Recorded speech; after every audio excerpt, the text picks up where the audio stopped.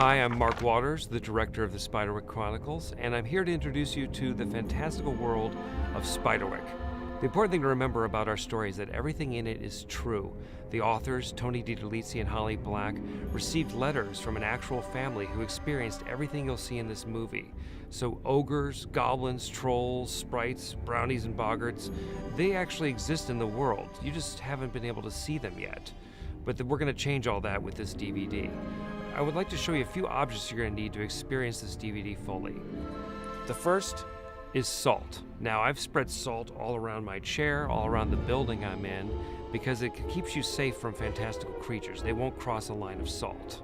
The second is honey and crackers. It's important to keep lots of honey and crackers around in case a brownie turns into a boggart. You'll be able to give them some honey, it will appease them, and they'll shrink back down into a brownie again. The last is tomato sauce. Tomato sauce is a very important goblin defense, and it will burn their skin like acid, so it's really good to keep a lot of this around. Now I'm going to show you one of the most important things in the fantastical world. This is Arthur Spiderwick's original field guide. Arthur Spiderwick did all kinds of research into the fantastical world and learned all the information you can about fairy creatures and put it into this book. So it's incredibly valuable for human beings because we can learn all about the fantastical world. But it's also dangerous because all of the secrets and defenses of all the good creatures are in this book, so the bad creatures would love to get their hands on this field guide. So you should be careful before you decide to open it and learn the information inside. The most important object I'm going to show you today is the Seeing Stone. The Seeing Stone is a rock that has had a hole naturally bored into its center, and if you look through it, you'll be able to see all the creatures of the fantastical world that are around you all the time, and you aren't able to witness them.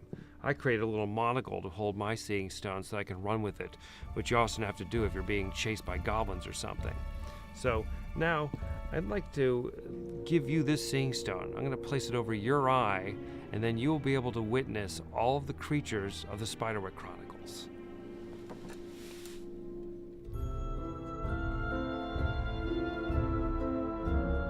Now that you've spread salt around yourself and you have your Seeing Stone, I can introduce you to some of the characters of Spiderwick Chronicles. The first is Thimbletack. Thimbletack is a brownie, which is a very common fairy creature found around houses. Oftentimes, if you find you've lost a sock in the laundry or can't find your keys, it's because your house brownie has moved it for you and not told you about it.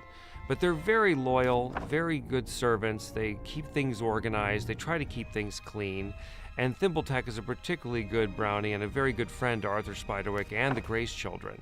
However, you got to be careful not to make a brownie angry, because if you do, they'll get very crazy and turn into a boggart and explode to twice their size and get covered with green boils and become very mischievous. They'll make messes, they'll tie your hair to the bedpost, and you really just don't want to see them get like that. So that's why you keep the honey around, because if a boggart is angry, you give him a little bit of honey on a cracker, they'll eat it, and he'll calm down, he'll be appeased, and will shrink back down to his normal size and become very helpful again and probably clean up the mess he made for you. So Thimbletack is a very good person to have on your side and a very good friend.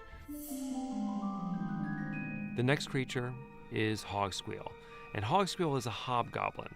I know he's not the most attractive creature in the fantastical world. He's part pig and part bat and part monkey. And he's not completely trustworthy either. He's always going to be out to serve himself and will get easily distracted if a bird flies by because he loves to eat birds. However, he is a good person to have in a tight spot. And if he spits in your face, don't take offense. He's trying to help. The spit from a hobgoblin will actually give you the sight into the fantastical world. So you don't even need a Seeing Stone after you've been spit in the face by a hobgoblin. A little gross at first, but you'll get over it. And Hogsqueal is somebody who is dedicated to fighting against the bad creatures of the fairy realm. So he's somebody that you would like to have on your side in a fight. I don't want you to be scared, but I'm going to introduce you to the most frightening creature in the entire fantastical realm, and that is the ogre Mulgarath. Mulgarath is dangerous because he's a shapeshifter. He could appear to you as an old man or as a crow or even as your best friend, but you cannot trust him because in his scariest state, he's 10 feet tall, with big horns coming out of his back and long teeth, and he'll sound like a dinosaur if he's running down the trail chasing after you. However, if you spread the salt around your house like I told you to, and you have plenty of tomato sauce in the kitchen, you should be safe from him. Don't be foolish. Give us the book. The next creature is Redcap, who's a bull goblin. Why is he called Redcap? Because his hat is something he stole off of a Revolutionary War soldier after a battle. And he's a very nasty guy. His breath smells bad, he's got gross teeth. He's Mulgarath's right-hand man, and he commands an army of goblins. So he's somebody you don't want to mess with. However, the good news is he's a little bit stupid. So you could probably trick him. You could lure him into a trap with tomato sauce, or get him to, run into your line of salt, and he'll burn his feet. So don't be scared of Redcap, but don't mess with him. Another creature that's very scary is the troll, which lives underground and burrows tunnels, and you don't want to get stuck in a tunnel with a troll, believe me. But not all the creatures in the fantastical world are scary. There's also beautiful sprites, like flower sprites and water sprites, who will bring you lovely berries to eat. And then little sylph, which make up the head of a dandelion, are the smallest creatures in the fantastical realm.